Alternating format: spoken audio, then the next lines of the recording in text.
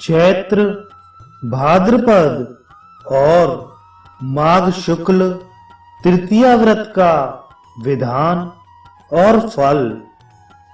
भगवान श्री कृष्ण बोले, महाराज, अब आप चैत्र, भाद्रपद तथा माघ के शुक्ल तृतीया व्रतों के विषय में सुने। इन व्रतों से रूप, सौभाग्य तथा उत्तम पुत्र की प्राप्ति होती है। इस विषय में आप एक वृत्तांत सुने। भगवती पार्वती की जया और विजया नाम की दो सखियां थीं। किसी समय मुनि कन्याओं ने उन दोनों से पूछा कि आप दोनों तो भगवती पार्वती के साथ सदा निवास करती हैं। आप सब यह बताएं कि किस दिन किन उपचारों और मंत्रों से पूजा करने से भगवती पार्वती प्रसन्न होती हैं। इस पर जया बोली, मैं सभी कामनाओं को सिद्ध करने वाले व्रत का वर्णन करती हूँ। चैत्र मास के शुक्ल पक्ष की तृतीया को प्रातः काल उठकर दंत धावन आदि क्रियाओं से निवृत्त होकर इस व्रत के नियम को ग्रहण करें। कुमकुम, सिंदूर, रक्त वस्त्र, तांबूल आदि सौभाग्य के चिन्हों को धारण कर भक्ति पूर्वक देवी की पूजा करें।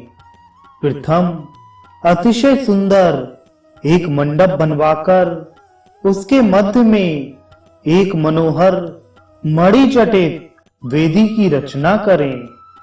एक हस्त प्रमाण का कुंड बनाएं।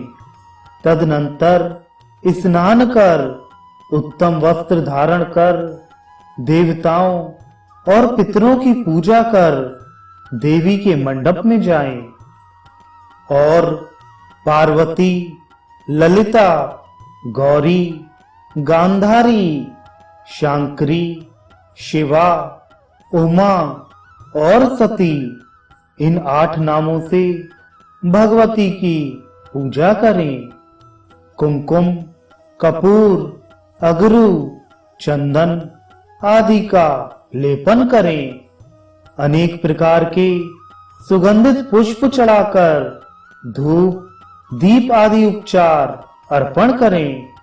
लड्डू, अनेक प्रकार के अपूप तथा विभिन्न प्रकार के घृत पकवान, नैवेद्य, जीरक, कुमकुम, नमक, ईख और ईख का रस, हल्दी, नारकेल, आमलक, अनार, कुष्मांड, करकटी, नारंगी, कटहल, बिजौरा नींबू आदि ऋतुफल भगवती को निवेदित करें।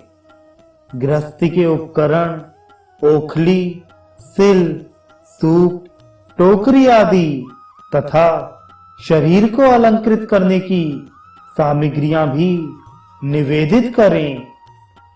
शंख, तूर्य, मृदंग आदि के शब्द और उत्तम गीतों के साथ महोत्सव करें। इस प्रकार भक्ति पूर्वक अपनी शक्ति के अनुसार पार्वती जी की पूजा करके कुमारी कन्याएं सौभाग्य की अभिलाषा से प्रदोष के समय नए कलशों में जल लाकर उससे स्नान करें। पुनः पूर्वोक्त विधि से भगवती की पूजा करें। प्रत्येक पहर में पूजा और घृत समन्वित तिलों से हवन करें। भगवती के सम्मुख पद्मासन लगाकर रात्रि जागरण करें। नृत्य से भगवान शंकर, गीत से भगवती पार्वती और भक्ति से सभी देवता प्रसन्न होते हैं। तांबूल, कुमकुम और उत्तम उत्तम पुष्प सुवासिनी स्त्री को अर्पित करें।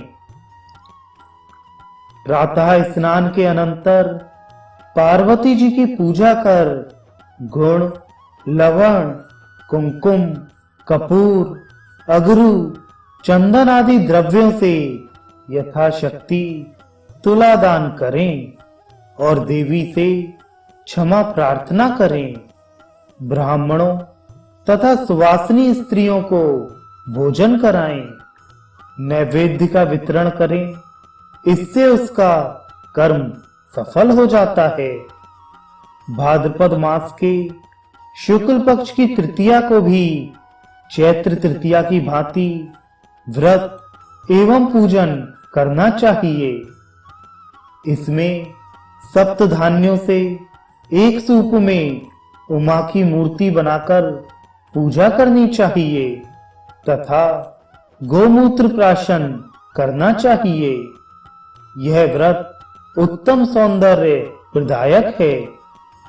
इसी प्रकार माघ मास के शुक्ल पक्ष की तृतीया को चैत्र तृतीया की भांति पूर्वोक्त क्रियाओं को करने के पश्चात कुंद पुष्पों से तुला दान करें तथा चतुर्थी को गणेश जी का भी पूजन करें। इस विधि से जो स्त्री व्रत और तुलादान करती है वह अपने पति के साथ इंद्रलोक में निवास कर ब्रह्मलोक में और वहां से शिवलोक में जाती है। इस लोक में भी वह रूप, सौभाग्य, संतान, धन आदि प्राप्त करती है। उसके वंश में दुर्भगा कन्या और दुर्विनीत पुत्र कभी भी उत्पन्न नहीं होता। घर में दारिद्र्य, रोग, शोक आदि नहीं होते। जो कन्या इस व्रत को करती है तथा ब्राह्मण की पूजा करती है वह अभीष्ट वर प्राप्त कर संसार का सुख भोगती है।